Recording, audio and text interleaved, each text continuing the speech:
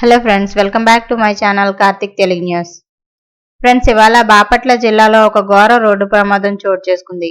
ఇక దీని గురించి మరిన్ని విషయాలు ఈ వీడియోలో తెలుసుకుందాం. బాపట్ల జిల్లాలో ఘోర రోడ్డు ప్రమాదం జరిగింది. అద్దంకి మండలం వెంపరాల డొంక వద్ద బైక్ను కారు ఢీకొట్టింది. ఈ ఘటనలో 2 ఉపాధ్యాయులు మృతి చెందారు. విషయం తెలుసుకున్న పోలీసులు ఘటనా స్థలాన్ని పరిశీలించారు.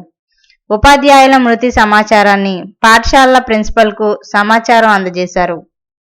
ఇక దీంతో స్కూల్లో విషాద ఛాయలు అలుముకున్నాయి. ఇక కేసు నమోదు చేసిన పోలీసులు ఉపాధ్యాయుల మృతదేహాలను పోస్ట్మార్టంకు తరలించారు. తమకు పాఠాలు చెప్పే ఉపాధ్యాయులు ఇక రారని తెలిసి విద్యార్థులు శోకసంద్రంలో మునిగిపోయారు.